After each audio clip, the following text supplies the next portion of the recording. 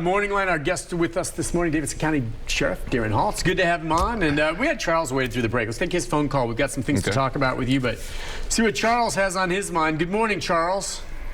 Yes, Sheriff, how are things going at your mental health treatment center where if a neglected consumer of mental health is arrested on a moderate charge, instead of going to jail, they go to that center you had built a few years ago? And that being said, considering most arrests happen after hours, when services are closed and they're out on the streets, what happens to them the night they're arrested? Are they given a cot to sleep in and then the next morning put before a psychiatrist to evaluate the diagnosis? And if they meet the criteria, then assign the case manager to get them income, housing, medication, and try to keep them out of the criminal justice system forevermore?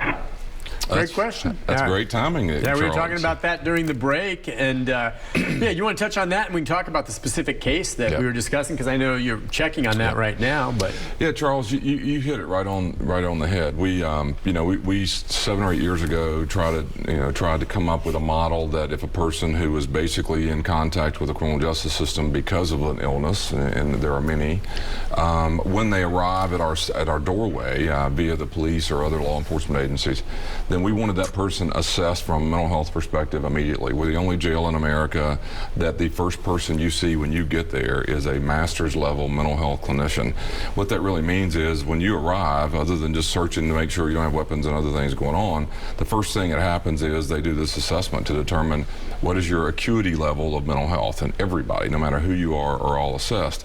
That assessment basically is an interview of multiple questions about your history and your medications and your past, whether it's institutional or not, and that assessment is then forwarded to, if you have any potential in mental health, to basically a psychologist who does all this follow-up with you. We do that for two reasons. One is to identify those individuals who qualify for our behavioral care center, the diversionary program. The second thing we do, and the reason we do that, is everyone else, even if you don't qualify for the program, we do have a baseline of understanding who and what you are when you arrive from a mental health perspective. To be honest with you, Nick, 3 or 4 years ago, when we were bragging and moving and excited about this building we were building, and I still am, there's a lot of focus on the behavioral health side. It's doing really good things, really proud of it. But the psychologist that I met that is in our jail, I don't know, 3 or 4 months ago, and she was in the room. We're going through various things that are happening. Now, understand, she's not on the treatment of the behavioral care center. She manages the mental health care for everyone else in all of our jail systems. Has been doing it for many years, and so she said, you wouldn't believe what the assessment has done for them to now know what Nick Beres's circumstances, status is, maybe drug addiction, maybe whatever. You didn't qualify the behavioral care center, but we now know from a baseline where you were when you arrived, what your medications were, your needs were, and so from a jail management of you perspective, it is much better for them understanding who we're dealing with than they historically, and most jails do it this way. They see you seem to be okay, and to move you on in, and then when you react or you come off the drugs and you're now suicidal, there's so much. And so it was a good unintended consequence that the assessment is not only helping us on the behavioral health center, but it's helping us in our jails to understand exactly what we're getting. So when you say everyone that comes in gets that evaluation, which makes perfect sense, so if you find someone during that evaluation then that clearly is really needing help, they'll go then, instead of maybe to a cell, to a secure area in the behavioral care center, right? Yes, and so we were talking during the break, and that's a good call from Charles, about this incident this past weekend, which you've likely seen their news coverage of, where there was an individual that went into a stairwell just outside St. Thomas Midtown, was trying to get in, we think, but he had a lot of ammunition and a gun, and actually started shooting when he couldn't get into the hospital itself, and was taken into custody. Metro Police responded. He surrendered. No one was hurt, thank goodness. And he, I imagine, was immediately taken to the jail. And I was going to ask you if you can tell me an idea. You heard about the story, and I think you're checking on the details. He was from Austin, Texas. I got in touch with some family members who said that he had disappeared Tuesday of before Thanksgiving, all right? Disappeared. They didn't know where he was. They think he literally got in his car and drove until he ran out of gas, and it happened to be here in the Nashville area. Wow. They surmised he might have been trying to get some help and check himself into a hospital. who knows? They can't explain why he had the weapon and all that ammo. But what would happen, or what do you believe happened with this individual after he was arrested? They brought him, he got an evaluation.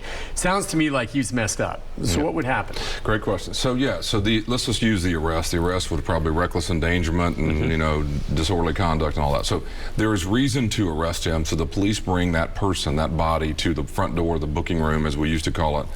That person walks right in the door. As I said just a minute ago, the very first thing that's going to happen is they're going to assess his mental health acuity. This is a made-up scale. I made it up years ago, 1 to 10. It's easy for me to think about.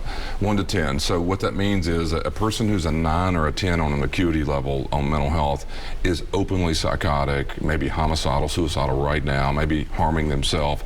That person's not treatable in the treatment environment that we built. It's not a locked down building. Okay.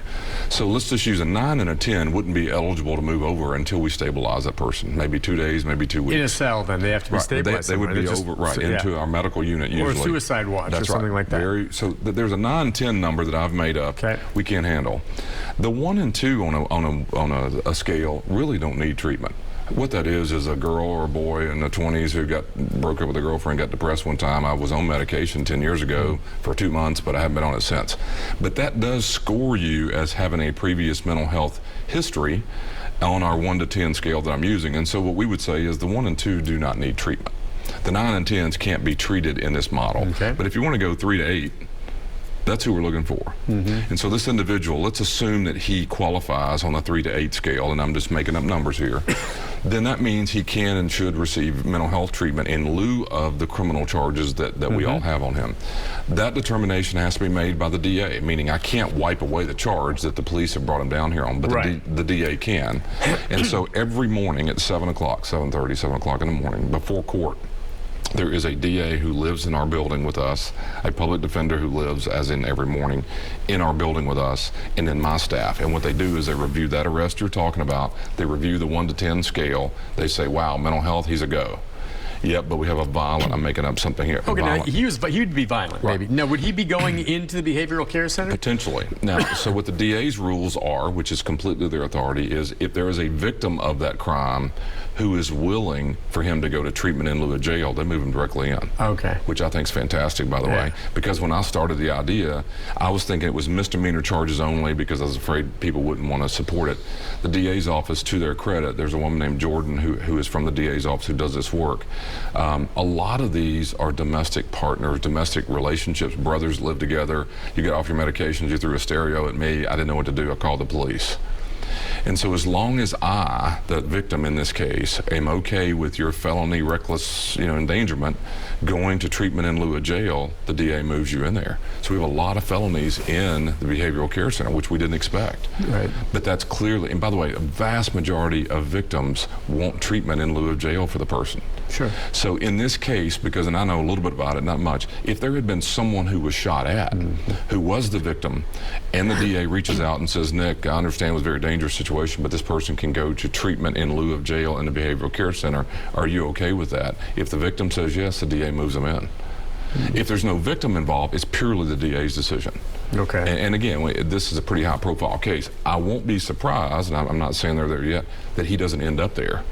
But I doubt it was day one with all the profile of the case right away. So he would have been given an evaluation, and we don't know, but maybe by now, and after the break, we'll see if he's figured out the details of that. But how long do they stay in the behavioral care then? So there's no guarantee kick you out, but it's targeting a 30 days. And the reason for that is it's downtown. There's not a lot of open space for you to come in. It's not a long-term treatment facility. It is what we call kind of a transitional stabilization unit. Get you off the streets. Hopefully the medications or whatever you're needing are stabilized, and then we're working immediately to try to find your what we call release planning. Immediately, where is Nick going next? Does he have a family? But does that necessarily mean that doesn't mean the DA is dropping the charges? Obviously, no. If you complete the mental health program, the charge goes away. Oh, okay. Because what did I say for years? It's not a crime. It is your illness that led to that event. Right. That we need to erase. Now, okay. So you wouldn't send someone there. Okay.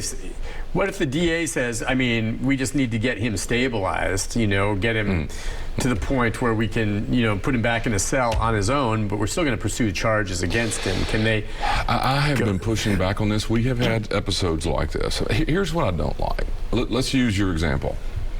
then you, in this example, you really don't believe it was mental health that led it. You believe it was a crime and he just had some... Could it be a contributing factor? Is it always completely a mental health thing? Or not completely a mental health thing? I mean, I do not like judges and DAs and sheriffs and police chiefs who know very little about the illness to try to say 10 days. What do you mean? What is, and again, I mean, this is a little more higher profile case, and our goal was the naked man in the park and the student who was at Vanderbilt who got off their meds and got kicked out of the university because these are all real stories, who lit a trash can on fire and they charged him with a federal or felony charge. The purpose is, I wanted to decriminalize mental illness. And so if I really believe that, I do not want sentences and things like that. What I would prefer is that individual shows up, they're handed off to mental health, and this is the way it works. Then the DA, the judge, we're no longer involved with how long they stay. It is a mental health stabilization determination. Yeah, isn't that interesting? And what's curious about it is it makes sense in those examples you said, the garbage can being lit up, someone running naked, mentally ill. And that, okay, that's why they call it. The nature of the crime in society today dictates whether you're going to get a break on that front. That's right. Because you could be completely out of your head, but if you kill 5 people, I don't care. The general public's going to be, no. That's right. You know as well as I do, no one ever is acquitted on insanity. No. Very, very rarely. It just doesn't happen. But the same individual has the same mental illness who sets a garbage can on fire at Vanderbilt and has it wiped away. That's going to happen. That same individual kills 3 people, still has the same mental illness.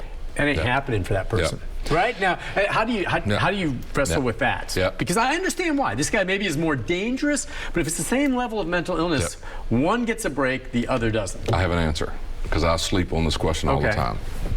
I'm trying to prevent the guy who burned the trash can from becoming the murderer. Travis Ranking had contact with criminal justice systems before he killed people. Most every case you ever see, there was opportunity. I'm not saying it's going to work. But my goal is, in the previous, I can tell you, Nick, I can tell you hundreds of stories where people have said, my brother, I have a woman who works for me. After we get this building up and or designed and up and running, or at least the building part, she came to me, I've worked with her for 20 years. She walked down the hallway and said, can I sit down and talk to you? Yes. And she said, and she's a quiet person, works in our finance division, never says a word. And she said, and I've worked with her forever, and she said, I'm so proud of what we're doing. And I said, well, what do you mean? And she said, my brother killed my mother. And he killed my mother over years because he was mentally ill, and we would have him arrested every time because my mom thought he was doing wrong.